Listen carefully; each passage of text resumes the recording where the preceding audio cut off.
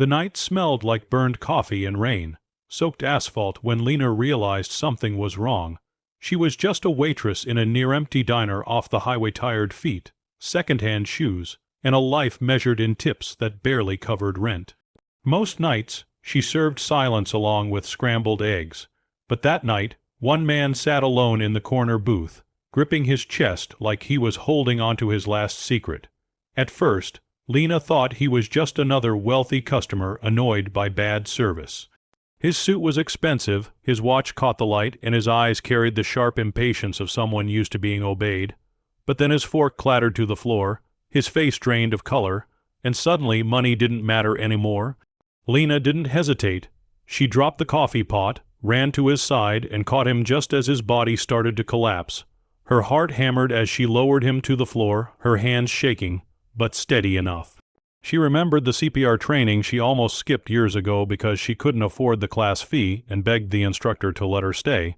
That moment saved his life. As she pressed her palms against his chest, customers stared, frozen. Someone called 911. Lena counted out loud through her tears, refusing to stop even when her arms burned. She whispered, "Stay with me," like she was begging life itself not to leave him. When the paramedics arrived, the man gasped. A sharp, desperate breath that felt like a miracle cracking opened the room. Only later did Lena learn who he really was. The man she saved wasn't just rich. He was Henry Calloway, a billionaire whose name filled business magazines, a man known for ruthless deals and cold decisions, a man who believed kindness was inefficient. He woke up in the hospital 2 days later. And the first thing he asked was not about his company, not about the market, not even about his family. "Where is the girl who saved me?" When Lena arrived, still in her diner uniform because she came straight from her shift, she felt small standing beside his hospital bed. She expected a polite thank you, maybe a handshake, nothing more. Instead, Henry looked at her with eyes that had finally slowed down. "I've bought buildings," he said quietly. "I've bought time, I've bought silence, but when my heart stopped, none of it followed me." He paused, swallowing hard. "You did." That was the moment of realization, the one no headline could capture. Henry learned that night that power couldn't save him.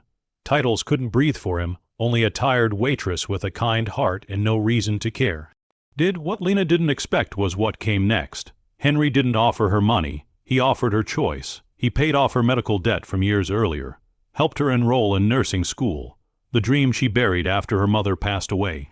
He didn't announce it publicly. No press release, no cameras, just quiet action.